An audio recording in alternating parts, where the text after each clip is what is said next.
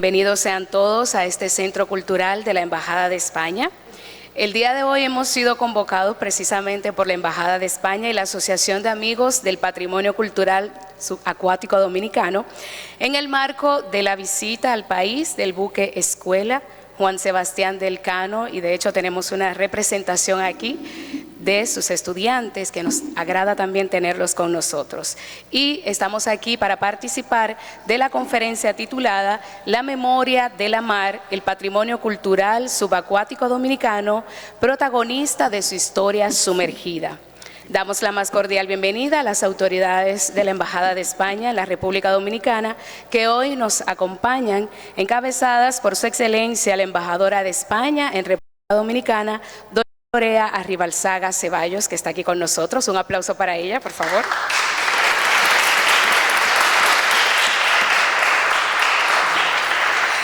Saludamos igualmente la presencia del ilustrísimo señor capitán de navío, comandante del buque Escuela Juan Sebastián del Cano, don José María del Puente Mora Figueroa, también con nosotros aquí delante.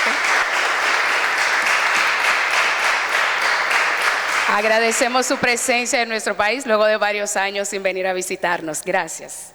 Hoy también nos honra con su presencia una representación, como ya les decía hace un momentito, de los guardiamarinas del buque Escuela Juan Sebastián del Cano, a quienes expresamos nuestro reconocimiento por su entrega, su compromiso con la formación naval. Un fuerte aplauso para ellos también.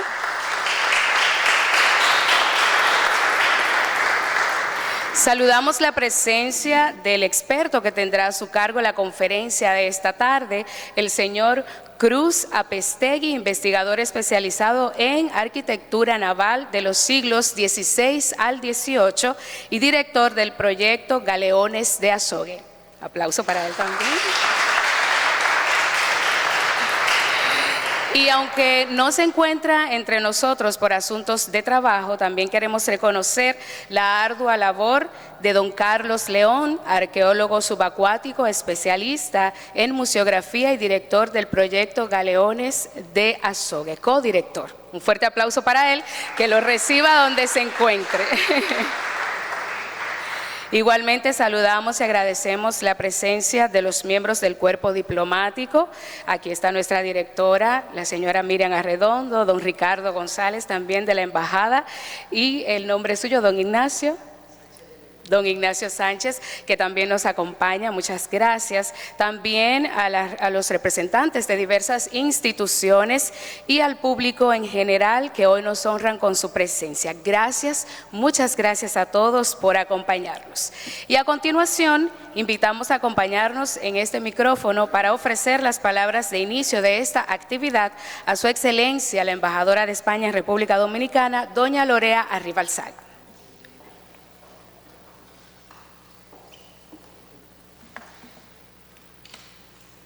Buenas tardes a todos.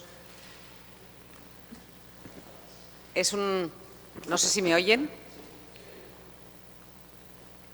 Es un placer poder darles la bienvenida a todos ustedes y en particular a los miembros de la dotación de nuestro buque escuela del Juan Sebastián Elcano, que nos acompañan hoy. No sé cuántos de ellos no sé cuántos de los que están aquí presentes han sobrevivido a la misión suicida de exploración de la zona histórica, de la zona colonial, ayer por la noche, después de la recepción en la residencia, pero bueno, veo buenas caras. No sé si se han turnado, se han recuperado o si los de la expedición no están aquí entre nosotros. Como decía, es un gusto recibirles aquí. Para aquellos de ustedes que no lo saben, que como es el caso de los caballeros guardiamarinas, nos encontramos en la sede del Centro Cultural de España, en el Colegio Gorjón, un centro que ya desde 1538 se dedicó a la docencia.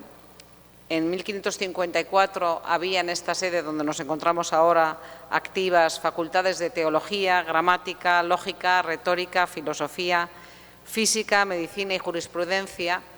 Y hace casi 470 años, en 1558, obtuvo el título de universidad. Así que estamos en una de las primeras sedes en el Nuevo Mundo que tuvieron esta condición. El compromiso de España al convertirlo en centro cultural es que esta sede, estos muros, sigan sirviendo a este mismo propósito de difusión de la cultura y de la educación. El Colegio Gorjón es una de las muestras, uno de los vestigios de nuestra intensa historia compartida entre España y República Dominicana, al igual que lo es el tema que hoy nos congrega aquí y sobre el que disertará el profesor Apestegui, que es el patrimonio arqueológico subacuático. República Dominicana posee el mayor patrimonio arqueológico subacuático de la región, procedente en su mayor parte de naufragios españoles que tuvieron lugar entre los siglos XVI y XVIII. Hablaríamos de 69 buques españoles hundidos. Esto es quizá algo que no haga falta aclarar para los guardiamarinas, pero sí para el resto del público. Cuando hablamos de pecios, tenemos la tendencia a centrarnos en los objetos materiales que reposan en los restos materiales de mayor o menor valor que reposan en los pecios, pero para nosotros, para España y para esta embajada, es fundamental la consideración de los pecios como tumbas marinas. En esos pecios yacen españoles, miembros del pasaje y miembros de la Armada Española. Por ello, con motivo de una de las anteriores visitas, de las últimas visitas, recuerdo que esta es la tercera visita consecutiva del Juan Sebastián Elcano a Santo Domingo. En 2024, la embajada, junto con la Armada Dominicana y Española, organizaron un acto de homenaje en la Fortaleza Ozama, al cumplirse también en ese año el 300 aniversario del naufragio de Nuestra Señora Guadalupe y del Tolosa, ante las costas de Samaná. En ambos naufragios perecieron más de 600 personas. República Dominicana y España comparten una visión similar en lo que respecta a la gestión del patrimonio subacuático, porque ambos países son Estados parte de la Convención de Naciones Unidas de la UNESCO, de la Convención de la UNESCO sobre Patrimonio Subacuático. República Dominicana pasó a convertirse en Estado parte de esta Convención marco en 2021. Y si me lo permiten, me parece relevante recordar los principios fundamentales en los que se sustenta la Convención. Cuál es la lógica a la que responde este instrumento crucial en la defensa del patrimonio subacuático. El primer elemento es la protección in situ como primera opción. El patrimonio subacuático debe preservarse en su lugar original siempre que sea posible. La recuperación solo se justifica si es estrictamente necesaria para su protección o por razones científicas, culturales o educativas. Un segundo elemento crucial y que ha supuesto problemas, digamos, ha sido motivo de diferendos para España en relación no con República Dominicana, pero sí con otros países de la zona en los que existen pecios y que no son parte de la Convención, es el principio de no explotación comercial. Se prohíbe la explotación comercial del patrimonio subacuático y se desincentiva la venta, compra o intercambio de objetos recuperados, salvo en casos excepcionales y regulados. Un tercer principio fundamental que guía la actuación de la Administración española y de esta embajada en esta materia es el principio de cooperación internacional. La Convención fomenta la colaboración entre Estados para proteger, investigar y gestionar el patrimonio subacuático y promueve el intercambio de información, tecnología y buenas prácticas. El cuarto principio es el de acceso público y educación.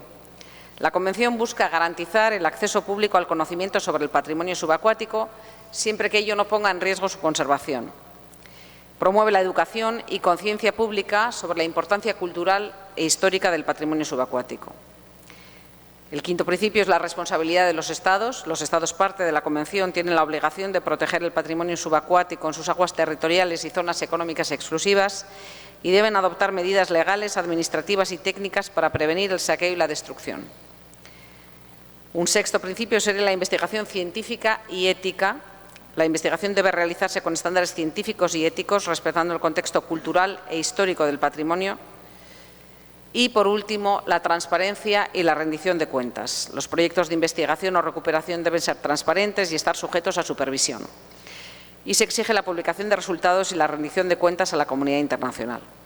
A raíz de que la República Dominicana se convirtiera en Estado parte de la Convención de la UNESCO, la Embajada de España en República Dominicana, que en aquel momento estaba dirigida por mi antecesor, el embajador Pérez Hernández, de la mano de Ricardo González Peña, como consejero encargado de los asuntos culturales, ha venido desarrollando una intensa actividad en el ámbito del patrimonio subacuático. No voy a citar todas las actividades, pero sí me gustaría reseñar algunas de las más sobresalientes que se han llevado a cabo en los últimos 4 años. Se han promovido las 2 misiones de la UNESCO a la Isabela, como saben ustedes, en clave de la primera ciudad fundada por los españoles en el Nuevo Mundo, financiadas por el Fondo Fiduciario de España para la UNESCO con 100.000 euros. La segunda de estas misiones, la primera tuvo ya lugar, la segunda de estas misiones se desarrollará en los próximos meses. Se llevaron a cabo también unas jornadas en la Fundación Ramón Areces en Madrid y aprovecho para señalar que próximamente presentaremos en República Dominicana la publicación monográfica que es el resultado de esas jornadas, en el marco de un congreso, de unas jornadas divulgativas que pretendemos realizar. Publicación que lleva por título Arqueología bajo el mar, galeones, huracanes y naufragios. Hemos también apoyado las visitas de especialistas españoles, tanto de nuestro Ministerio de Cultura como del Museo de Arcua, el Museo de Arqueología Subacuática de Cartagena, de Murcia. También se ha apoyado la presentación de un documental sobre la flota de Azogues que se expuso con motivo de la última escala de la anterior escala del Juan Sebastián Elcano en 2025. Hemos hecho todas esas cosas, pero aún nos restan desafíos importantes para continuar afianzando la cooperación bilateral con la República Dominicana y dando un desarrollo ulterior a las obligaciones que ambos Estados hemos asumido como Estados parte de la Convención. En este punto, y ya voy concluyendo, quiero hacer un reconocimiento especial a los socios con los que ha contado la Embajada en este esfuerzo. Socios que venían trabajando en este sector mucho antes de que la Embajada comenzara su labor.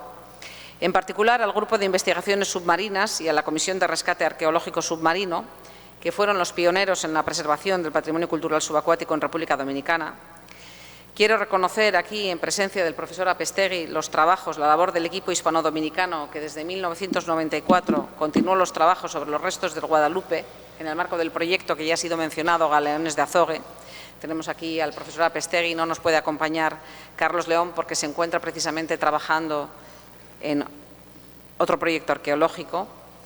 Y quiero también agradecer aquí en presencia de su presidenta el apoyo que encontramos en la Asociación de Amigos del Patrimonio Dominicano, una asociación que fue también promovida con el impulso de mi antecesor, Antonio Pérez Hernández.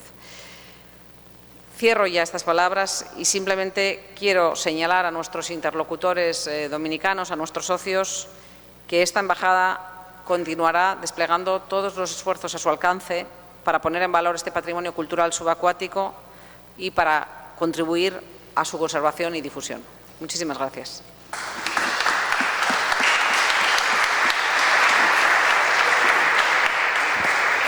Agradecemos estas cálidas palabras de nuestra embajadora de España en República Dominicana, doña Lorea Arribalzaga.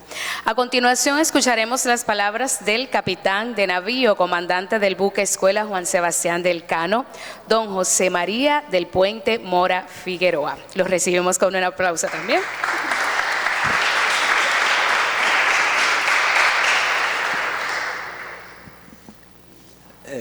Excelentísima embajadora, autoridades, damas y caballeros, guardiamarinas, compañeros, compatriotas, conferenciante, buenos días. Es un placer poder estar hoy aquí, que dentro de la agenda prevista inicialmente no iba a ser posible, pero gracias a Dios he tenido la oportunidad de compartir y escuchar esta conferencia que vamos a escuchar en breves minutos. Es un placer, embajadora, haber escuchado todo el trabajo y esfuerzo que se hace, que para mí era absolutamente ignorante en ese esfuerzo económico y no solo económico, cultural y de divulgación en esta materia.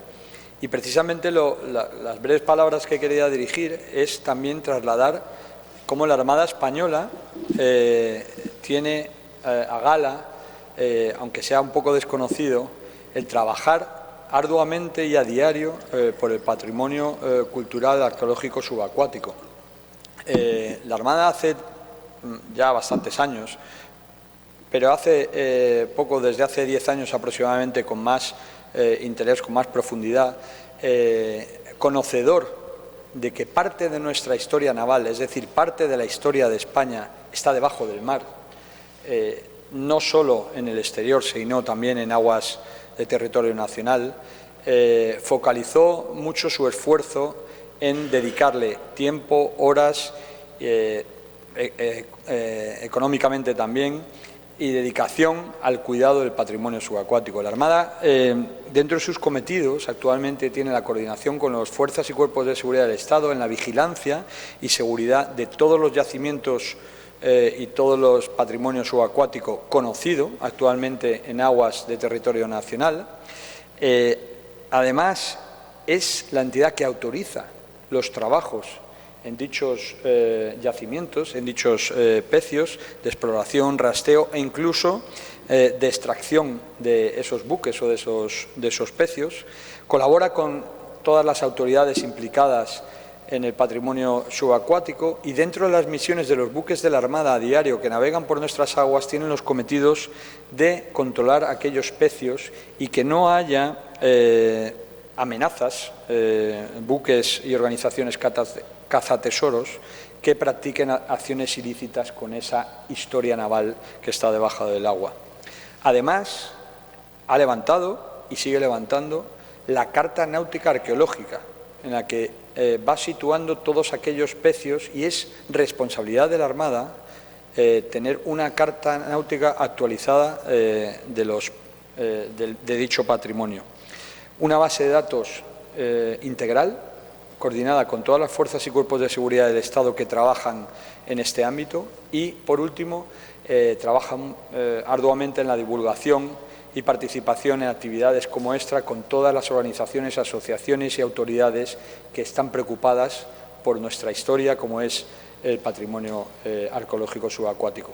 Y con esto, sin más, simplemente poner también un poco en conocimiento de todos aquellos que no lo supieran, sobre todo a los caballeros guardias marinas y damas que están en formación, que cuando salgáis oficiales, en cualquier barco tenéis la misión a diaria de cuidar nuestra historia debajo del mar.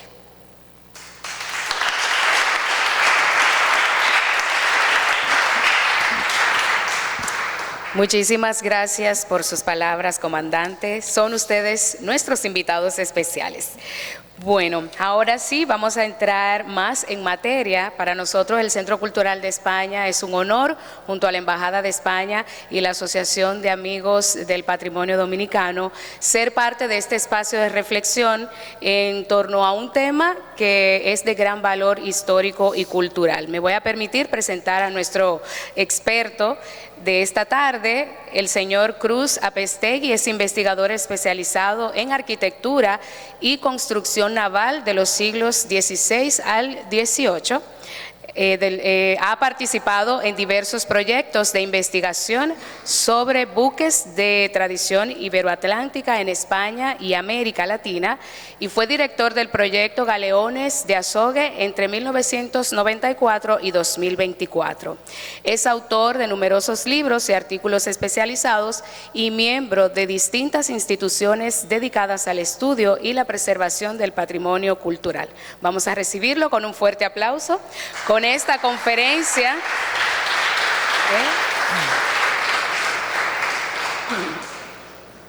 Bueno, pues buenas tardes. En primer lugar, saludar a la señora embajadora Lorea Arrizabalaga, al comandante del buque Juan Sebastián Elcano, por supuesto a todos los caballeros y damas guardiamarinas que estáis aquí hoy y al resto de personas que han tenido el interés en venir a compartir este momento con nosotros.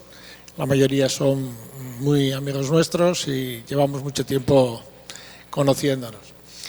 Yo quiero hacer una pequeña presentación sobre lo que es el patrimonio cultural subacuático de la República Dominicana. Realmente, como en casi todos los países del mundo, pues el patrimonio cultural subacuático es un reflejo de lo que ha sido la historia del país. Pero en el caso concreto de la República Dominicana, anda, esto va solo. Vale. En el caso concreto de la República Dominicana, al ser una isla, todo lo que ha llegado a las costas, a la República Dominicana y todo lo que ha configurado la identidad de la República Dominicana ha llegado a través del mar. Con lo cual, conociendo un poco la historia marítima de la isla española, pues es una forma de entender de una manera bastante clara lo que es la historia y la identidad de la República Dominicana.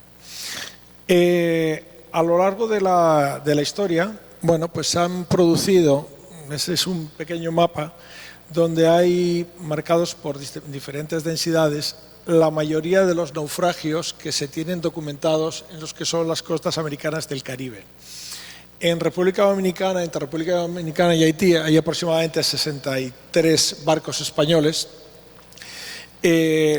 Tradicionalmente siempre se ha dicho, bueno, ¿cuál ha sido el motivo por el que los barcos se han ido perdiendo? La gran mayoría ha sido debido a las tormentas y de una manera muy pequeña ha sido o por combates navales o por ataques de piratas. Por la propia configuración de las flotas en esa época era prácticamente imposible atacar una flota, es decir, una flota de esta época lleva una velocidad de aproximadamente 25 leguas por día, son 75 millas en un día, estamos hablando de prácticamente 3 millas, 3 nudos y medio, es la velocidad a la que va navegando una flota de Indias. Cuando una flota pasa, desde el primer barco hasta el último barco hay una distancia enorme y por la configuración tal y como van colocados, los barcos de escolta van normalmente a barlovento y además van en retaguardia. Va abriendo la formación, va la capitana, los barcos mercantes detrás, los barcos de escolta a barlovento cerrando la formación y el buque que cierra es la almiranta.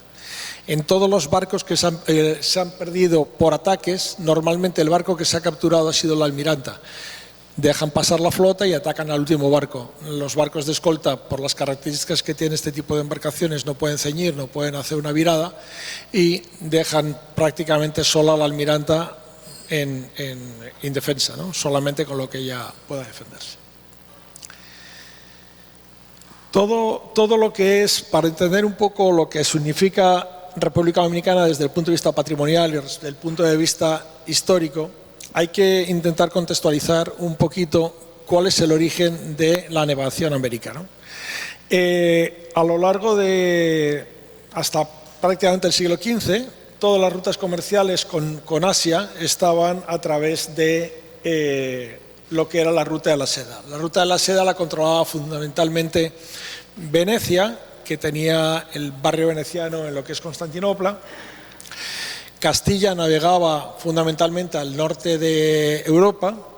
Aragón tenía navegación con el fondo del Mediterráneo y tenía un fluido comercio con los venecianos y con Constantinopla.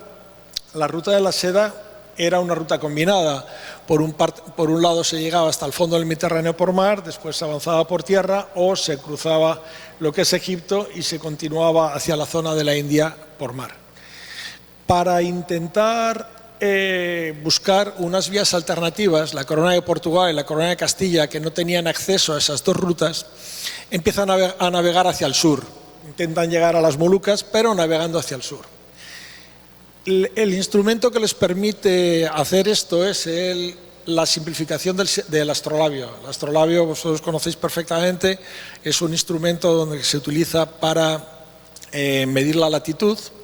En esta época se simplifica muchísimo y se coloca hay una imagen un poquito más adelante y permite ver, tomando haciendo por medición directa, permite ver la latitud a la que uno va navegando. Cuando se empieza a navegar al sur, las primeras llegadas hacia lo que era la primera tierra que se localiza es Canarias. Castilla entra a partir del año 1450, pero los portugueses avanzan mucho más rápido hacia el sur y llegan al Cabo de Buena Esperanza pues prácticamente en el año 1487-88. En ese momento, en España ha habido una guerra de sucesión por la Corona de Castilla y se ha producido un tratado que es el Tratado de Alcasovas-Toledo, mediante el cual entre Portugal y Castilla se han repartido el mundo. Ese reparto del mundo es a partir de lo que es el paralelo 20, que es la línea del Cabo Bojador. Lo que está al norte de Cabo Bojador, que serían las Islas Canarias, es la zona del Mar de Castilla, pero todo lo que está al sur es el Mar de Portugal. Por ese acuerdo, los castellanos no pueden navegar por debajo del Cabo Bojador del paralelo 20 y se cede ese espacio a Portugal. Portugal, que ya está navegando muy hacia el sur, empieza en el Golfo de Guinea a explotar minas de oro y también a lo que es el tráfico de esclavos. ¿Cuál es la característica que se produce cuando uno quiere hacer el tornaviaje, quieres navegar otra vez? Con los barcos de vela cuadra tú no puedes remontar porque tienes viento de proa viniendo desde el Golfo de Guinea para entrar en la península. Entonces tienen que abrirse muchísimo a hacer lo que le llamaban la volta da mina, que es intentar llegar hacia las costas americanas para intentar volver a coger viento y volver a entrar. La tradición, hay muchas hipótesis para saber cómo Colón tuvo conocimiento de la existencia de América, pero una de las tradiciones que hay es la del piloto anónimo. Hay cronistas de Indias que ya incluso le identifican con un nombre, bueno, hay muchísimas estas. Colón vivía en la isla de Madeira, entonces la tradición lo que dice es que un piloto que había llegado a las costas americanas, probablemente pudiera que fuera él, llega a Madeira y muere en casa de Colón. El suegro de Colón era el gobernador de la Orden de Asís, me parece que se llama, que era el gobernador de una de las islas de Madeira. Él se queda con la carta, con el derrotero, y tiene un conocimiento directo de cuál es la ruta que hay que seguir y sobre todo tiene un conocimiento de la existencia de tierra navegando hacia el oeste. Cuando se plantea el primer viaje, la instrucción que recibe de los Reyes Católicos es no cruzar el paralelo 20. El paralelo 20 es el del Tratado de Alcasovas del año 1479. ¿Qué es lo que sucede? Que la distancia esperada que él tiene, si nosotros navegamos por el paralelo 16, por el 14 o más cerca del Ecuador, la distancia es prácticamente la mitad que la del paralelo 20. El paralelo 20 es la máxima distancia que hay entre la costa africana y la costa americana. Cuando él empieza a navegar, cuando prácticamente ha recorrido la distancia que él esperaba llegar, empieza a subir y bajar la latitud. Primero sube, no encuentra tierra, empieza a bajar un poquito, no encuentra tierra, sigue navegando y empieza a tener motines. Al final decide bajar la línea del paralelo 20, buscando tierra, y al final en el 18 prácticamente entra en lo que es inicialmente San Salvador, después la costa cubana, la costa norte de la española, y desde aquí navega de vuelta a España. Él sí sabe vuelve por el 35, que es la ruta habitual. En el camino de Europa a América se navega por el 16, en el retorno se navega por el 35. Viendo por el 35 caes en Azores, bajando por el 16 caes en una islita que se llama La Deseada, que está en las islas de Barlovento. ¿Qué es lo que sucede? Cuando Colón llega a Azores, él justifica que hay un temporal, se separa, solo llevan 2 barcos, la Santa María es el primer naufragio de América, y él entra en Lisboa, porque cuando él vuelve, el mensaje que él trae es: toda la tierra que he descubierto está en tierra de Portugal, no está en tierra de Castilla. Y él se mete en Lisboa a dar ese mensaje. Los pinzones que le tenían, que eran en realidad los espías de la reina, o en quien la reina de verdad confiaba, entran en Bayona y corren inmediatamente a dar aviso a Barcelona de que la tierra que se ha encontrado está en el área reservada a Portugal. Ahí se inicia todo lo que es un proceso que se negocia en Roma, en el Papa, con Alejandro VI, con el Papa Borgia, para intentar un reconocimiento por parte de la Iglesia de la titularidad de los terrenos, de las tierras encontradas, a favor de la Corona de Castilla.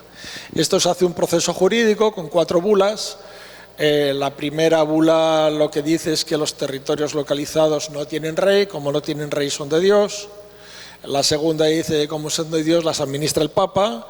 El tercero dice, bueno, como las administra el Papa, hago una bula de donación en favor de Castilla a cambio de que se extienda la fe católica en lo que es América. Ese es el origen de lo que es la evangelización americana. Ese es el origen de que lo primero que viniera a República Dominicana fueron dominicos mercedarios, y nunca me acuerdo cuál es la otra orden, y eso es el origen de que República Dominicana tenga el nombre a partir de las comunidades religiosas que llegaron aquí. Y por supuesto es el origen de América. La cuarta bula lo que vuelve a hacer es dividir el mar, pero esta vez en lugar de hacerlo este-oeste a través de un paralelo utiliza un meridiano. El meridiano es el meridiano de Tordesillas, que está alineado el río Amazonas con el río de la Plata. Eso es 370 leguas a partir de Cabo Verde. Pero este meridiano también está en la costa oeste, en la costa este de África, y limita el mar o lleva el mar de Portugal hasta prácticamente lo que hoy sería Indonesia, Nueva Zelanda, toda esa zona, con lo cual hace un espacio de barrera entre las tierras americanas que se descubren posteriormente en la costa oeste de América y lo que es la llegada a Europa.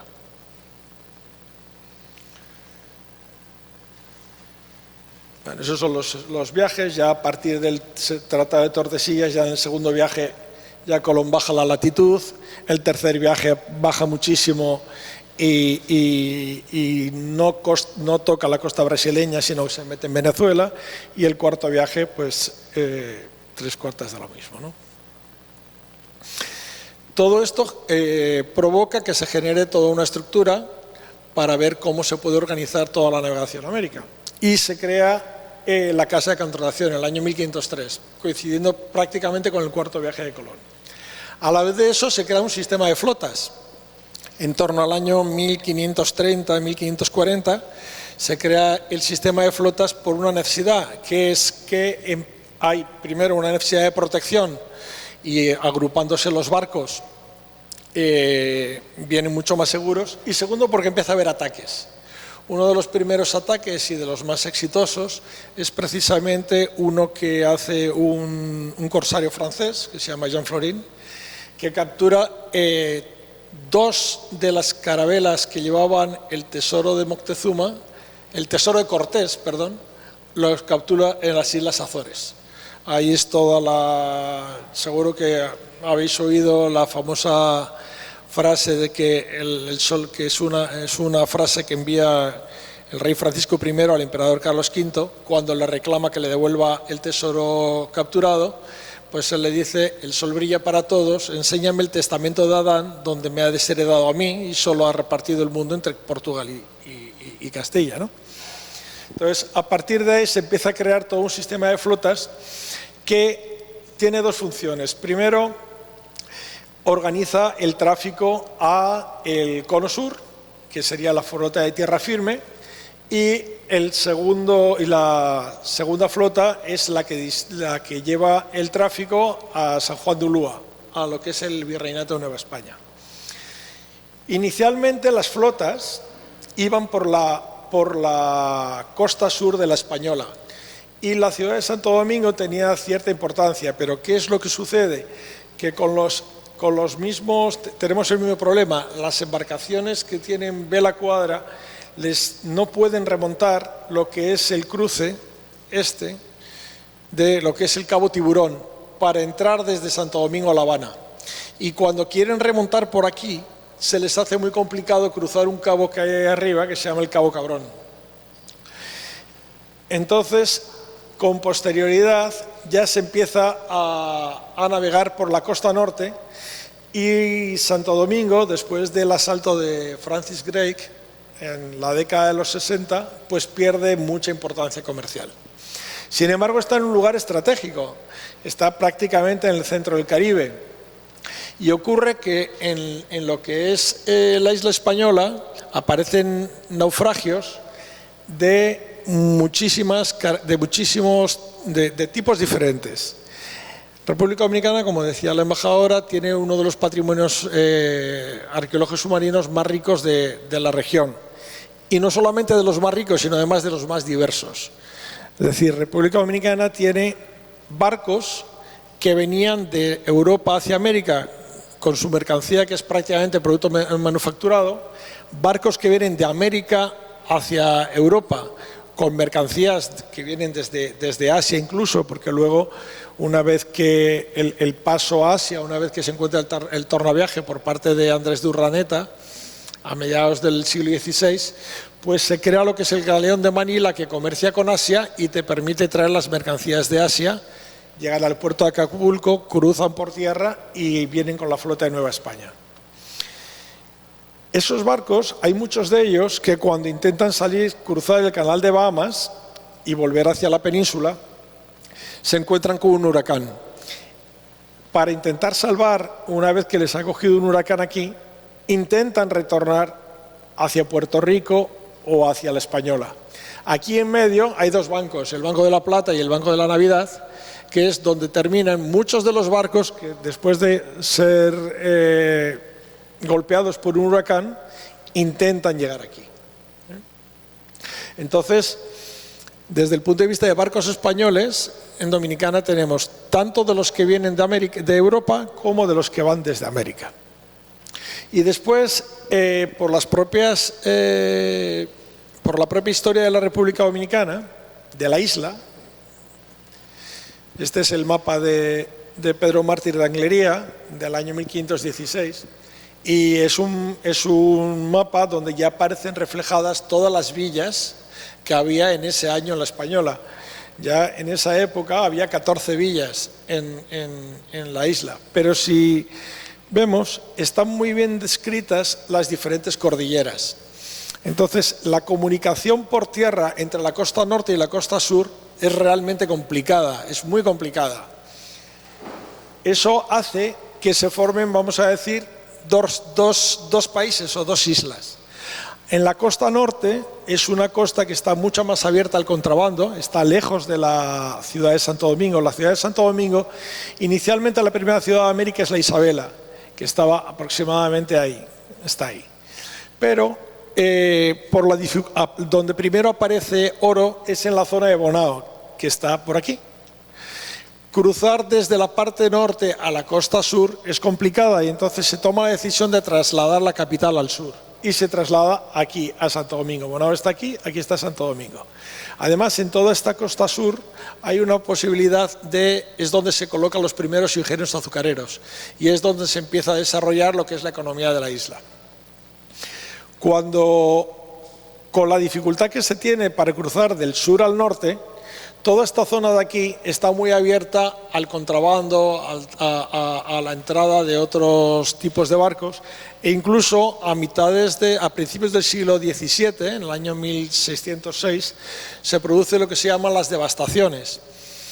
Todo el contrabando que se ha ido produciendo a lo largo del siglo XVI en la costa norte tiene un punto determinante que es el momento en el que empiezan a aparecer Biblias luteranas. Cuando empiezan a aparecer Biblias luteranas, después de haber intentado a los franceses entrar en la Florida, el gobernador de la isla, que era Osorio, que era el obispo, el arzobispo, ordena que se haga lo que se ha llamado la devastación, que básicamente lo que es trasladar toda la población y todo el ganado que hay en la costa norte hacia el sur.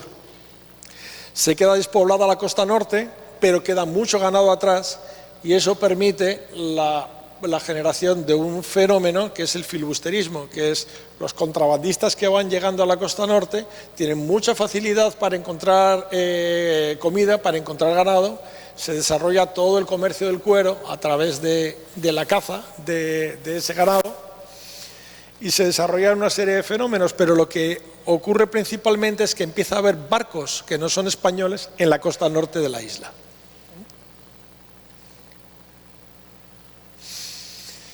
Los primeros, como he dicho antes, el primer naufragio del Caribe es la Santa María, que naufraga en lo que era el puerto de la Navidad, en el año 1492. Aparentemente eso es un sitio que se llamaría Cabo Rojo, estaría dentro de Haití. Con los estudios que se hicieron con motivo del 5º centenario, aparentemente la costa ha crecido mucho hacia el mar y los restos podrían estar hoy dentro de lo que es el territorio firme. Pero en el año 1495 se produce un temporal que hunde parte de la flota que está en la Isabela. En la Isabela, de acuerdo a los registros magnetómetros y a los estudios que se ha hecho por parte de la Universidad de Indiana fundamentalmente, se han encontrado registros de prácticamente 4 carabelas. Se piensa que son carabelas, que era una flota de 4 carabelas que se hundió en el año 1495. Por la profundidad que tiene el sedimento, deben de estar aproximadamente a unos 4 metros de profundidad, entre 3 y 4 metros de profundidad. El estudio de estas 4 carabelas ha formado parte del proyecto de la Isabela, que ha patrocinado la Embajada de España, entre otros, con apoyo de la UNESCO. El resultado no ha sido muy esperanzador, porque como ya se había hecho a partir de los estudios que hicieron las universidades americanas, están completamente cubiertas. Es la posibilidad de hacer una excavación y de extraer esos barcos es muy remota. Los primeros barcos que ya están bastante bien documentados, y si tuvierais la oportunidad de cruzar por el Museo de las Atarazanas, veríais esa lombarda que está ahí, es la flota de Bobadilla. En el año 1502 había partido de Cádiz una flota bastante grande, con 2.500 personas, ya es el primer gran transporte uno de los primeros grandes transportes de población a lo que es la española. Y coincide también que Colón viene de su 4º viaje, él viene desde el sur, no le permiten entrar en la ciudad de Santo Domingo, y el día 1 de julio, Bobadilla, que se lleva preso al cacique Guarionex, sale con 27 barcos, creo que son 25 barcos, hacia España. Cuando la flota va saliendo al extremo de la isla, en lo que es el paso de Catalina para coger el canal de la Mona, le coge un huracán y se pierden cerca de 20 naves. De esas naves se han localizado varios de los barcos, los localizó Burweber en el año 1982, y en el año 1995 participaron arqueólogos del King's College de Londres en excavar parte de ellos. Los restos que hay son muy limitados, solamente se han extraído un par de piezas de artillería, son lombardas de las que utiliza, esta todavía no utiliza munición de hierro, utiliza munición de piedra. Se trata de piezas de hierro forjado, en lugar de ser piezas fundidas, estaban unidas chapas, una junto a la otra, se fundían se soldaban con forja, y después se colocaba una serie de anillos. Sería el representante de los primeros naufragios que hay en la isla. Como he dicho antes, también en la isla hay barcos que se han localizado que proceden de la flota de Nueva España, que proceden de América, que vienen hacia la península. El primero que hay datado y documentado es el galeón San Miguel, del año 1551.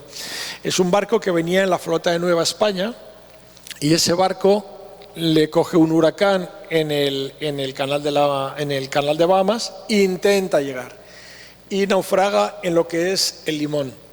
Este barco tiene unos objetos bastante curiosos, tiene objetos de tipo utilitario, pero tiene muchos objetos que ya se ve que se empiezan a hacer colecciones de objetos indígenas. Aparece jadeíta, aparece un espejo de pirita, aparece esa pipa. Hay piezas muy curiosas que son de culturas indígenas de la zona de México.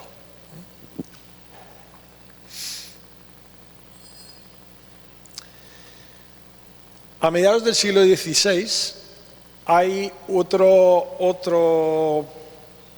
paso más en lo que es la importancia de la isla. Se ha producido el matrimonio de Felipe II con María Estuardo. Entonces, en ese momento, tras ese matrimonio, se considera a los ingleses como súbditos del rey Felipe y se les permite comerciar con América. Entonces, hay un naufragio que yo creo que es de los muy poquitos que hay en América, de un barco mercante inglés, por las monedas ha datado del año 1553, corresponde a ese periodo, que naufragó en la costa de Punta Cana, está ahí frente a Cap Cana, y trae una colección enorme de peltre. No es contrabando, es mercancía regular. Si os fijáis ahí abajo están el sello con la rosa Tudor, es una mercancía registrada y tiene también marcas del propietario. Aparecen objetos muy curiosos. Esa pieza que veis arriba recibe varios nombres. Hay veces que le llaman un ponderal, otras veces le llaman marco real. Es una pieza, normalmente son de latón o de bronce, que tiene el peso de un marco real. Un marco real es media libra, o hay algunos más grandes que son del peso de 1 libra. Y entonces los distintos vasitos que van introduciéndose uno dentro del otro tienen diferente peso y entonces permiten utilizarlo. Es un juego de pesas, tal y como lo veis ahí. Este barco traía unos francamente bonitos, muy bonitos. Aquí hay 2 caballeros que han tenido bastante que ver con la historia de República Dominicana, que son John Hawkins y Francis Drake. John Hawkins y Francis Drake, los dos tienen una historia muy curiosa, porque para Inglaterra son grandes almirantes, para nosotros como mínimo son corsarios. Pero inicialmente John Hawkins era socio de Gómez Suárez de Figueroa, que era uno de los íntimos amigos de Felipe II, que además fue embajador en Londres. Gómez Suárez de Figueroa se casó con una señora irlandesa y era el conde de Zafra. Él volvió a Zafra y se trajo como paje a este otro señor que está aquí, que era Francis Drake, que vivió un tiempo en Extremadura. Cuando se produce la muerte de María Tudor y pasa a ser reina de Inglaterra Isabel I, se rompe lo que es la relación entre España e Inglaterra. De hecho, España decreta un embargo de todos los barcos ingleses en puertos españoles. Empieza una hostilidad bastante importante. Pero resulta que este señor, el señor Hawkins, ha creado toda una red de factorías con su amigo Gómez Suárez de Figueroa, que tienen factorías en Canarias, en Venezuela y en la costa norte de Santo Domingo, en concreto en Puerto Plata. Entonces ellos quieren seguir comerciando y quieren seguir haciendo su negocio. Y entonces inventan una cosa que se llama el comercio a la fuerza.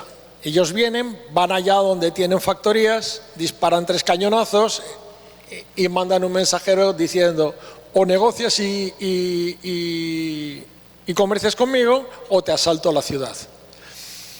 Los que tenían la factoría tampoco estaban demasiado enfadados, porque, por ejemplo, ya en esta época se está trayendo africano como mano de obra a América, y la diferencia de uno introducido de manera legal a uno traído de manera ilegal era que el ilegal valía un 25% del legal. Entonces era un contrabando organizado que tuvo muchísima importancia hasta aproximadamente 1690 en toda América. Es un corso organizado y es consecuencia del propio comercio que ha tenido España con Inglaterra. Hay una historia muy curiosa de cuando empieza la rebelión de las islas de los Países Bajos. Hay una carta que yo localicé en la correspondencia cifrada en el Archivo General de Simancas. Está la correspondencia diplomática. Entonces hay una carta remitida por el embajador en Londres en ese momento, donde le hacen una oferta a John Hawkins para que él se pase al bando de Felipe II y ayude a María Estuardo a desalojar a Isabel I de la corona de Inglaterra. Ellos dos son dos de los grandes protagonistas de la famosa Jornada de Inglaterra, en la que se intenta hacer el transporte de tropas de los tercios de Flandes, desde Holanda hasta Inglaterra, para intentar lo que los ingleses llaman la Armada Invencible. En las crónicas españolas se llama la Jornada de Inglaterra. Y ellos son dos de los grandes almirantes. Ahí el bueno de Drake aparentemente tenía un acuerdo con el capitán general de Andalucía, atacó la flota de la capitana de Andalucía. Los de la capitana de Andalucía no respondieron ni con un disparo ni tiraron el tesoro al mar, y Drake se llevó el tesoro a Inglaterra. Cuando se lo fue a reclamar la reina, lo que contestó Drake es que en el combate los soldados y los marineros se habían quedado con el tesoro y no había nada. A él lo sacaron, no le dejaron subir en un barco por una buena temporada, hasta el famoso viaje que hicieron también los dos, John Hawkins y Francis Drake, en torno a 1590 y pico, no recuerdo bien el año, en el que intentaron asaltar Lisboa, intentaron asaltar San Juan de Puerto Rico, sí asaltaron Santo Domingo. Hawkins murió en Puerto Rico y Francis Drake murió en Panamá. Pero estos señores hicieron que en la costa norte se creara una base comercial, después de las devastaciones, que permitieron todo lo que era el contrabando. Llegado el siglo XVII, empieza a haber barcos de flotas. Este es el primero, que tiene muchísima importancia, es en el Banco de la Plata, donde os he contado antes que quedaban muchos de los barcos que intentaban volver hacia la isla. Ahí hay un astrolabio, que es un instrumento muy simplificado. Si os fijáis, tiene la mayor cantidad de masa, lo tiene en la parte baja. Y en la parte de arriba tenía una especie de anilla con un doble movimiento en un sentido y en otro, que permitiera amortiguar la escora y las cabezadas del barco, para que intentar mantenerlo lo más vertical posible cuando se hacía lo que le llamaban pesar el sol. Eso no se mira a través de él, eso tiene un agujerito en una de las pínulas por las que se intenta que pase un rayo de sol al centro de la otra, y eso mide un ángulo que te da la latitud. Hay que hacer unas correcciones y tal, pero te permite una medición bastante directa. Este barco en concreto ya tenía mercancía de Asia.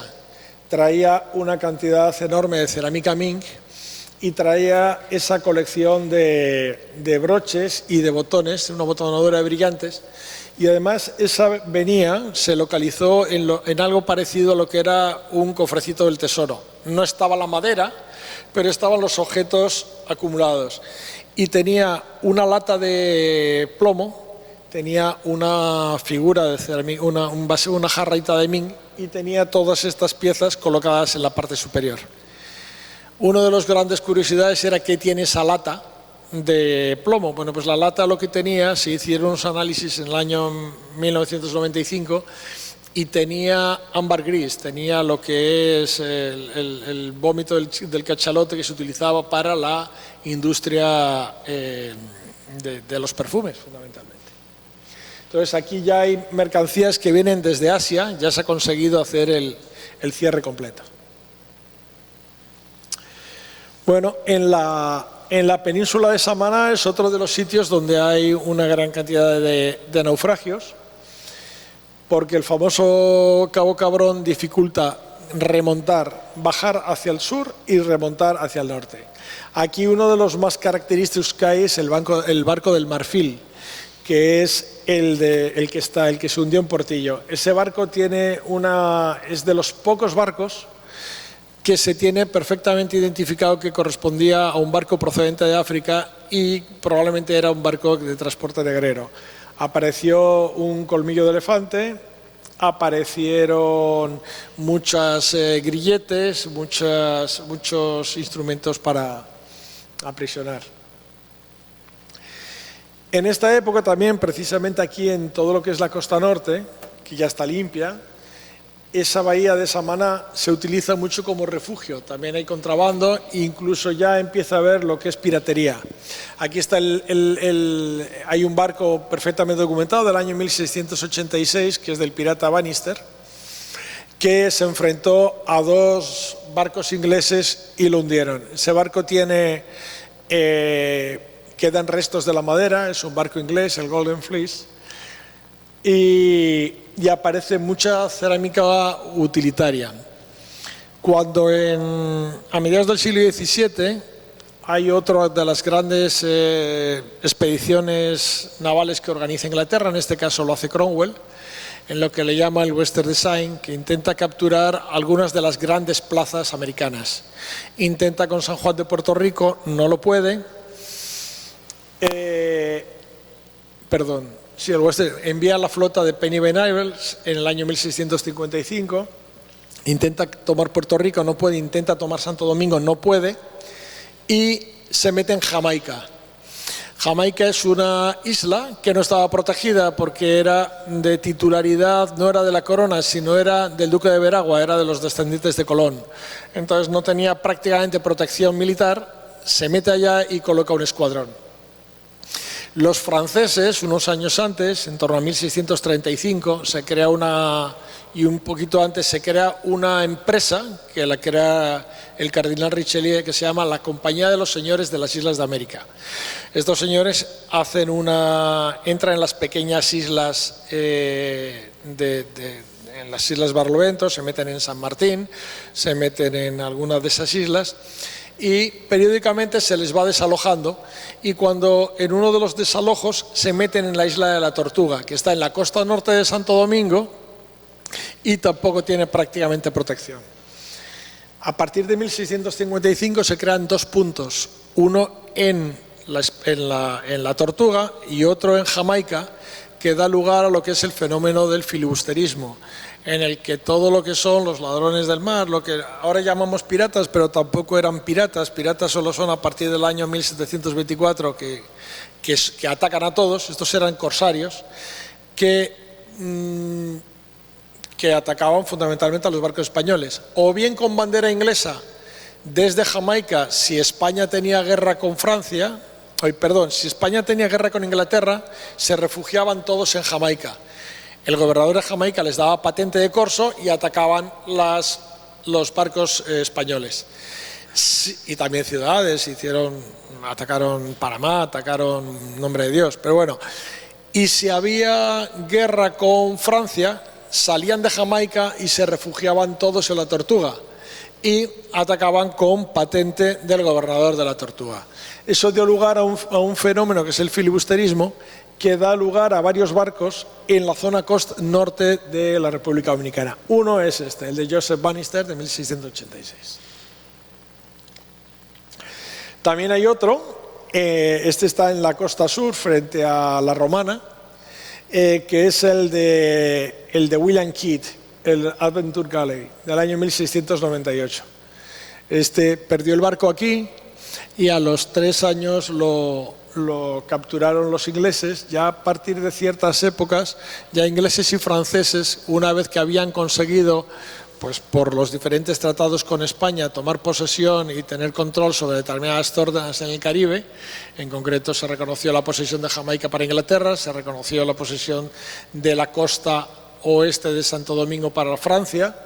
Bueno, pues ya entonces no tenía interés todo este jueguito que tenían con el corso y emiten unos edictos de la supresión de la piratería, y a partir de ahí ingleses, franceses, españoles salen a perseguir a todos estos personajes que se escapan hacia lo que es Bahamas, a la isla de Providencia, ¿no? Pasan hacia el norte. Bueno, luego en la costa, en la península de Samaná, están 2 de los barcos que han tenido de los yacimientos más importantes que hay en la isla, que son el Guadalupe y el Tolosa. Ahora en el mes de junio hará 50 años que se encontró el barco. Allá en aquella imagen del periódico Diario Libre, está el periódico cuando lo encontraron unos pescadores y la Marina de Guerra sacó parte de los cañones que están aquí en la fortaleza Ozama y algunos de los objetos. Bueno, el número de objetos que apareció en ese barco son casi 7.000. Eso fue lo que hace 50 años obligó a la República Dominicana a abordar por primera vez en todo es incluso anterior a España, a abordar un programa de rescate arqueológico submarino. Cuando encuentran esos barcos, dicen, bueno, ¿qué hacemos con esto? Se crea, había en aquel momento un grupo de investigación, que era el Grupo de Investigaciones Subacuáticas, que está aquí Esteban, que formaba parte de ese grupo, y el Estado designa al director del Museo de Casas Reales, que en aquel momento era Eugenio Pérez Montás, para crear una comisión que se llamaba la Comisión de Rescate Arqueológico Submarino. Como no sabían cómo abordar, intentan hacer un concurso internacional para que venga alguien a ayudar a extraer esos bienes culturales, y al final seleccionan a un señor que estaba aquí en el puerto de Lozama, que se dedicaba a hacer, tenía un barco, había hecho ciertos rescates, y crean un programa mediante el cual se rescatan los bienes. El control está, la seguridad la maneja la Armada Dominicana, en aquel momento Marina de Guerra. La Comisión de Rescate Arqueológico Submarino se dedica a inventariarlas, a consolidarlas, a hacer la conservación y a inicialmente almacenarlas. Pero eso dio pie a un programa que ha permitido que a lo largo de los años se hayan rescatado cerca de 44 barcos en República Dominicana de distintas nacionalidades, como os he dicho yo. Os he dado un pequeño esbozo, un poco para que veáis la diversidad de los tipos de materiales, de objetos y de barcos que hay aquí. Cuando vayáis si tenéis la oportunidad de cruzar al Museo de las Atarazanas, hay expuestas 1.300 piezas, y es un museo entero, pero en los laboratorios de conservación habrá, pues depende cómo las contemos, por ejemplo, monedas del Concepción hay casi 50.000, es decir, en función de cómo se cuente, si se cogen referencias diferentes, pues debe haber más de 40.000 referencias diferentes de distintos tipos de objetos. Entonces, es un patrimonio enorme que tiene que ver con nosotros como españoles, es enorme, es yo creo que el más rico que hay, y además es muy diverso, muy diverso. Cuenta perfectamente lo que ha sido la historia marítima de España en el Caribe, ¿no? Bueno, pues este proyecto, el barco se hundieron aquí, los barcos intentaron remontar, el Cabo Cabrón no pudieron, les cogió un huracán aquí, y acabaron el Guadalupe aquí y el Tolosa ahí, con diferente suerte. Estos barcos traían un cargamento de mercurio y de hierro. En América hay plata, hay oro, hay estaño, hay cobre, pero no hay hierro. Entonces, estos barcos se hunden en el año 1724 en un momento en el que se quieren trasladar parte de las construcciones navales a América. ¿Por qué? Por dos motivos. Primero, porque en América hay muchísimas piezas de artillería. En segundo lugar, porque hay muchísima madera de muy buena calidad y entonces trasladan, y luego hay cáñamo y hay todos los distintos pertrechos que va a requerir un barco después para equiparse. Pero el problema es que no hay hierro, con lo cual tienen que traer la clavazón desde España. Estos barcos traen la clavazón para la construcción del astillero de La Habana y traen una cantidad enorme de mercurio, traen 333 quintales divididos en dos barcos, que es el mercurio era, pues, como suele decir un amigo mío, la savia del imperio, ¿no? La sangre del imperio. Es lo que permitía que se hiciera la amalgama de la plata y del oro por un sistema que había inventado en el siglo XVI Alonso de Barba, que había conseguido extraer la plata y el oro del mineral de una manera sencilla. ¿Cómo lo hacían? Pues cogían el mineral, lo extendían en una plaza, usaban un sistema parecido al de una era, le echaban salitre y le echaban mercurio. Entonces el mineral reacciona, se mezcla con el mercurio, ese resto se mete en unos hornos, el mercurio se evapora y la plata y el oro salen en estado líquido y sale con una gran pureza y se puede hacer de una manera muy rápida la amalgama de la plata y del oro. Sin mercurio ni hay plata ni hay oro de América. Entonces, durante la Guerra de Sucesión ha habido un problema con navegaciones, con barcos con que no se ha podido llevar la plata, pero tampoco se ha podido traer el mercurio, y entonces estos barcos vienen muy cargados. De los dos, el Guadalupe es un barco que se ha hecho para la Armada de Barlovento, con una característica, este sería el Guadalupe, con una característica que es que tiene mucho plan. Tiene más plan del que habitualmente se utilizaba en las construcciones navales españolas. El Tolosa es un barco francés que es bastante más fino y bastante más, la relación eslora-manga es bastante más alta. ¿Qué es lo que sucede con el barco? Cuando el barco va viniendo, ya tiene problemas, incluso pierde un mastelero en el traslado, en el viaje entre la península y la Guada de Puerto Rico, que es donde hace la primera escala en América. Cuando vienen con el huracán, el barco va pegando cabezadas, va embarcando mucha agua y en una de las cabezadas, por un desplazamiento de agua, se va a pique directamente. Se lo lleva el agua. El barco se hunde en 25 metros y solamente sobreviven las personas que están en las cofas, única y exclusivamente. El Guadalupe tiene mucha más suerte, entra en una zona de menos calado, intenta echar las anclas para fondearse, no puede, garrea y acaba varado en arena, en su propio calado. Entonces, ahí sí se salva bastante gente, la gran mayoría muere en el Tolosa, aunque en el Guadalupe hay gente que se echa al agua para intentar llegar a la costa y mueren también. Este barco fue parcialmente rescatado en su época, sobre todo se extrajo el mercurio. Ahí como lo que queda del barco es el plan.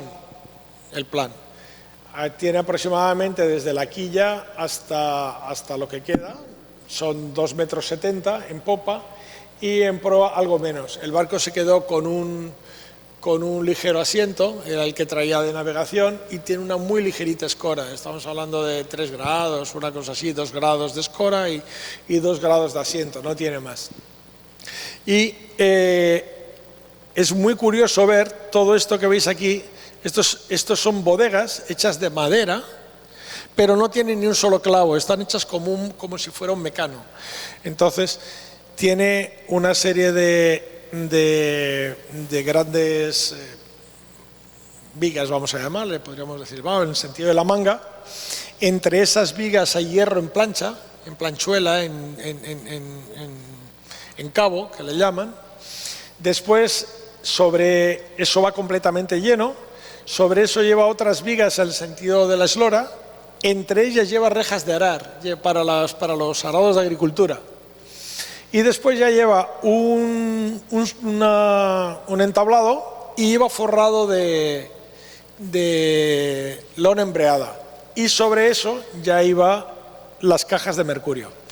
Todo esto que veis aquí es clavazón de hierro, todo. Todos esos barriles grandes, que son toneles grandes, estaban llenos de los aparejos del barco. Luego tiene la caja de bombas. Aquí veis, por ejemplo, comparando con el puntal que tendría y con la vista de costado, pues lo que ha quedado del barco.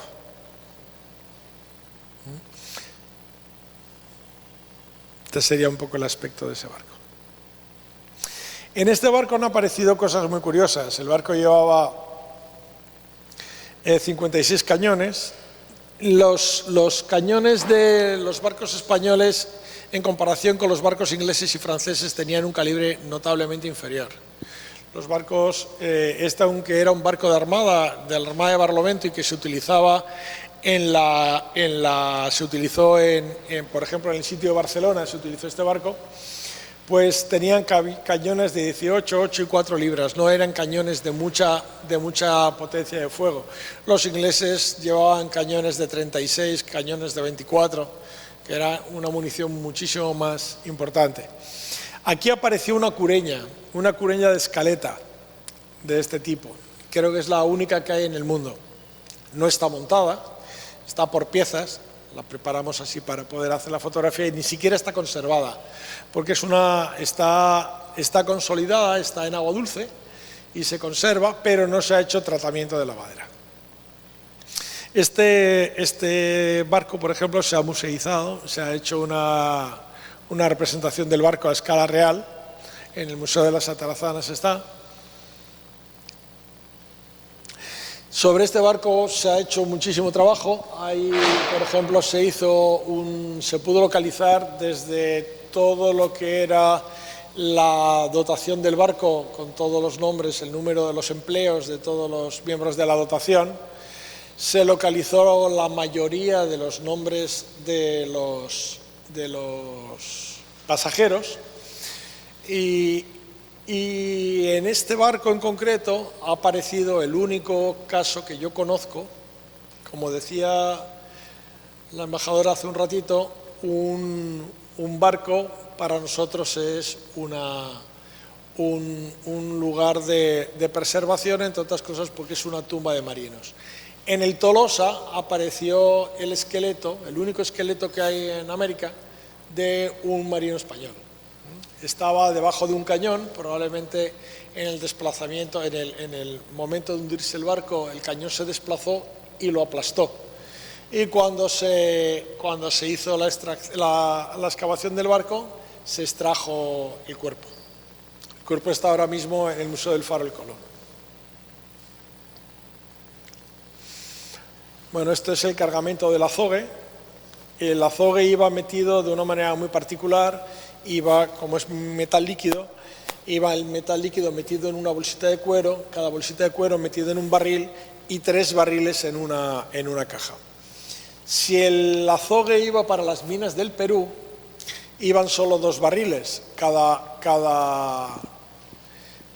barrilito de esos pesa medio quintal, es decir, aproximadamente 22 kilos, más o menos, son 50 libras.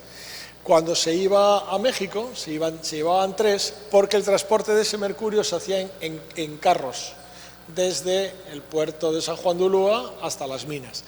Cuando el transporte se hacía a las minas peruanas, el transporte se hacía en llama. Entonces, las llamas solamente pueden llevar 2 quintales, solo llevaban 2 cajas, una a cada lado, y entonces tenían que reducir el peso para que fuera transportable, ¿no? Aquí ha aparecido una cantidad enorme de materiales, de objetos, como digo, 7.000 objetos. Una de las cosas más interesantes que ha aparecido es todo lo que es la botijería. A partir de este barco se ha podido estudiar todas las distintas tipologías de botijas que se utilizaban para el transporte de líquidos en los barcos. Si os fijáis, es una ánfora desarrollada, aquí se llaman botijas, hay de 3 tamaños distintos, y están diseñadas para que se coloquen una apoyándose en la otra y los espacios intermedios completos con unas más pequeñas, para que pueda ocupar la mayor cantidad de espacio y para que con el movimiento del barco no se desplace la carga. Ahí está el detalle. Eso es cómo estaría estivada la bodega. En ese barco lo que es carga va en el granel que se llamaba, que sería lo que es el sollado. Encima de ese sollado había una cubierta de vaos vacíos que está por debajo de la flotación, que es donde se colocaban todos los que son los pañoles y donde iba parte carga, pero carga de la que se utiliza, no carga, más pertrecho que carga. Después estaban las 2 cubiertas, donde donde hacía vida la tripulación, y había unos espacios reservados a popa en lo que es ya la segunda cubierta y lo que es el alcázar, pues para lo que era el pasaje y la oficialía, ¿no? Aquí veis cómo irían las botijas, cómo irían los cajones, cómo irían... Este barco tiene una colección enorme de vidrio, enorme. Aparecieron vidrios de tipologías que no se conocían en España. Lo más curioso era que ese vidrio no estaba incluido dentro de lo que es el registro del barco, con lo cual hacía pensar que era contrabando. Cuando empezamos a investigar, pensábamos que esto podía haber sido vidrio de la granja, pero en el año 1724 todavía no se había creado la factoría de la granja. Pensamos que podía ser Nuevo Baztán, que ya estaba operando y que además tenía un privilegio para la exportación, para impedir la entrada de vidrio que no fuera de la factoría de Nuevo Baztán. En el caso concreto lo hizo Carlos, como parte de su tesis doctoral, hizo un trabajo de excavación de los hornos que había en Nuevo Baztán y se dio cuenta de que la composición del vidrio no era como la de Nuevo Baztán, sino que era como un vidrio de Bohemia, con lo cual se justificó y se identificó con vidrio de Bohemia, de lo que hoy es, bueno, no sé si es Chequia o es Eslovaquia, pero de esa zona. Después había una cantidad enorme de objetos. Por ejemplo, allá tenéis el mortero del compás, espadines, tenéis piedras de sílex para encender la munición. Aparecieron objetos de uso común, por ejemplo, ese botijo era muy curioso, ese es de pasta gris. Inicialmente pensábamos que era mexicano, sin embargo después al estudiarlo vimos que estaba fabricado en San Feliu de Guíxols y hay una tipología exactamente igual y es el ejemplo la hipótesis que tenemos es que cuando el barco participó en el sitio de Barcelona, alguien embarcó ese botijo y acabó aquí en Santo Domingo. Objetos utilitarios, botones, liendreras, dedales, esos son sedas. Por eso es un reloj muy curioso, es un windmill del año 1710, de bronce, construido en Inglaterra.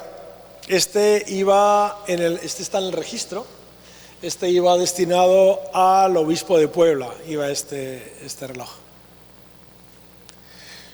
Monedas de plata, no había muchas, ni de plata ni de oro, porque era básicamente lo que llevaban los pasajeros y la tripulación, no formaban parte de lo que es el tesoro, ¿no?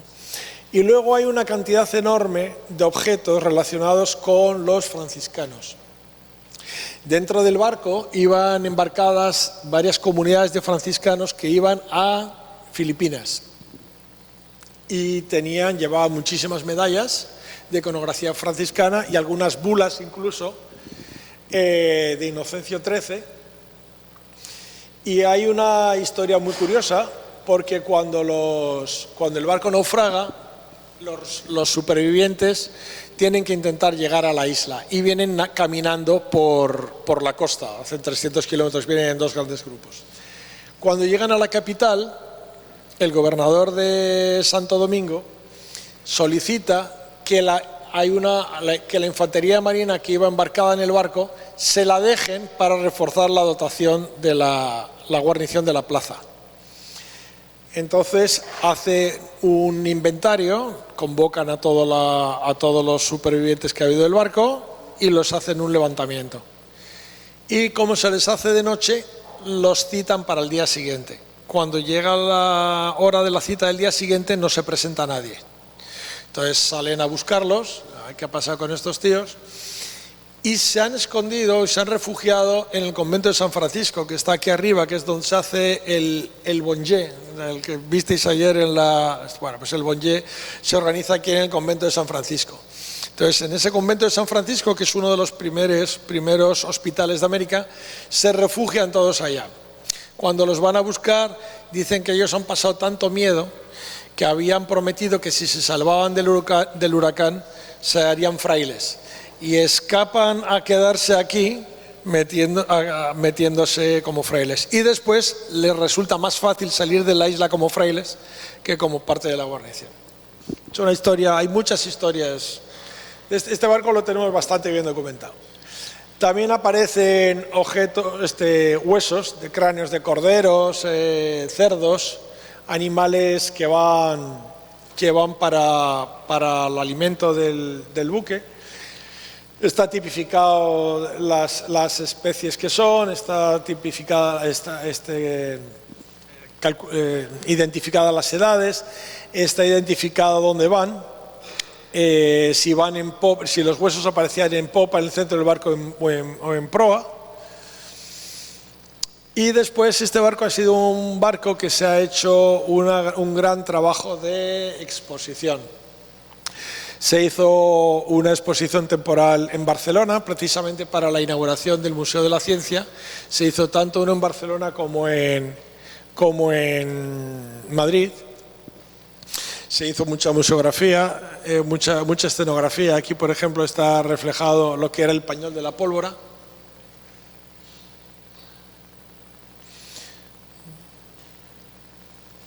Y esto es el barco, y aquí metieron la pata, lo expusieron al revés, el barco está al revés.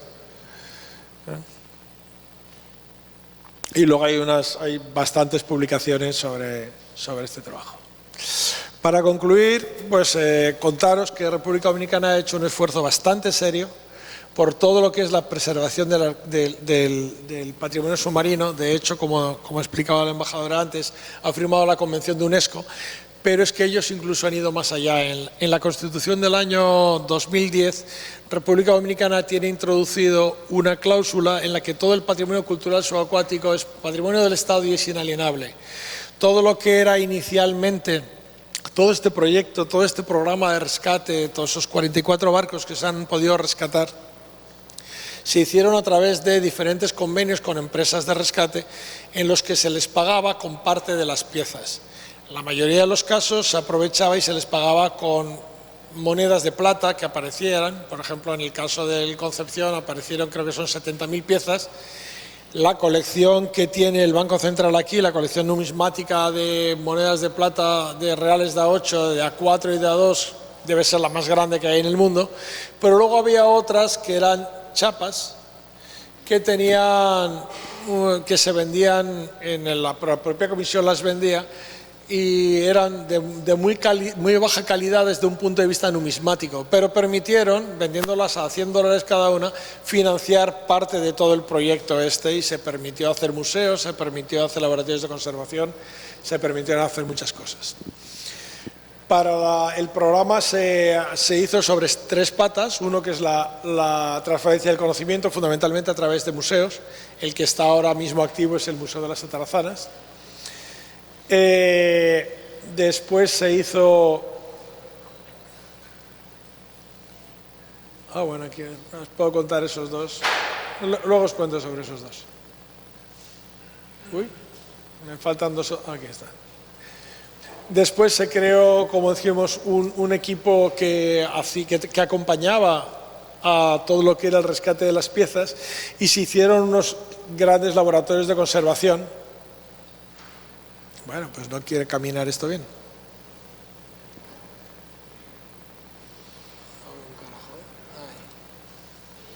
Se hicieron laboratorios de conservación para poder consolidar y preservar todas estas piezas. Lo último que se iba a contar era que también hay vestigios ya del siglo XIX de grandes batallas navales, ¿no? Es decir, hay dos grandes batallas que se produjeron en República Dominicana, en la costa norte. Son barcos franceses en los dos casos. El primero es la acción de 18 de octubre de 1782. Está asociada a lo que es la guerra de la independencia de los Estados Unidos. Se produce el encuentro de un navío, en realidad es un escuadrón, un navío y una fragata francesa, el Escipión, se encuentran con un escuadrón inglés en la bahía de Samaná, y los barcos franceses se hunden. Ahí hay una colección enorme de objetos de uso cotidiano, y por ejemplo aparece toda una cocina de cobre muy interesante. Esta está expuesta, y con ella en el Guadalupe apareció una pieza que no la he puesto, pero que a mí personalmente, tres colecciones que me han resultado muy interesantes. En el Guadalupe están las tres. Una es la de instrumentos de navegación, otra es la que tiene que ver con vida a bordo. Entonces, la de instrumentos de navegación aparecen piezas tan curiosas como un cuadrante de reducción. El cuadrante de reducción era una especie de calculadora de madera que permitía hacer todos los cálculos de navegación de una manera directa. Después hay una pieza que no tenemos todavía claro qué es, porque aparece solamente dibujada en un manuscrito del año 1687 y aquí aparece la pieza en bronce. Sabemos que está asociada con los artilleros del barco, pero no tenemos claro si es un alza para regular el ángulo de disparo o si tiene que ver, por los diferentes tipos de graduaciones que tiene, con lo que es el cargado la carga de los cartuchos. Los cartuchos se preparaban en unos cartuchos de lienzo, se instalaban, estaban en el pañol de la pólvora, había un pañol al lado que era el pañol de encartuchar, donde en función del alcance que quisieras darle al tiro, ponías mayor o menor pólvora. Entonces preparaban esos cartuchos en lienzo, se metían en unos barriles, en unos cilindros de madera y por las escotillas se pasaban a las cubiertas y se distribuían en las diferentes baterías. Entonces, no tenemos muy claro a cuál de las dos cosas pertenecen. Y para mí, de las piezas más curiosas que hay, es una pieza de piedra que tiene una numeración. No recuerdo bien el número, me parece que es el 23, creo que es, en números romanos. Esa pieza es, en los barcos, en esa época se vivía formando ranchos. Los ranchos eran las 7 personas que servían a un cañón y que vivían juntos. Dormían encima del cañón, comían encima del cañón y hacían su vida encima del cañón. Entonces, la comida se repartía también por ranchos. Estos ranchos, la cantidad que les tocaba de garbanzos, de alubias, de lo que sea, de tocino, de bacalao, de lo que fuera, metían la ración de los 7 en una red y lo cerraban y lo ponían con esa piedra. Todas esas redes se cocían en esa caldera grande y cuando se había terminado de cocer, se sacaban las redes con la piedra de cada uno de ellos, se les entregaba para los 7 y se les echaba el caldo. Es la única pieza que ha aparecido en un barco de esa época, está en el Museo de las Atarazanas. Es una pieza que a mí me llama mucho la atención porque es una de vida a bordo. Hay también muchos objetos, por ejemplo, que tienen que ver con la vida cotidiana, desde dados, por ejemplo, hechos con taba, la que es la rótula de los corderos, que tiene, como si dijéramos, no son cuadrados, sino que tiene una forma de estrella para que cuando tú los eches en el barco no sigan rodando, sino que se paren. Tienes muchísimos tipos de objetos de vida cotidiana que te permiten reproducir pues cómo se vivía en un barco de esa época, ¿no? Y nada, yo tengo poco más que contaros. Esto, y luego si queréis, aquí hay otras piezas de otra gran batalla, la batalla de Palenque, que es la batalla de Santo Domingo. Esta es entre 2 escuadras, una inglesa y otra francesa. Esta es después de Trafalgar. Aquí se hunden 2 barcos, el Diomede y el Imperial. El Imperial era el barco más grande de la Armada Francesa. Y para que uno se haga un poco la idea del tamaño de los barcos, bueno, pues ese es el larganeo de un ancla. Eso es un ancla, eso son piezas de este tipo, ¿no? Bueno, pues nada, espero haberos dado una visión de lo que era el patrimonio subacuático y cómo responde a la historia de la República Dominicana. Muchas gracias.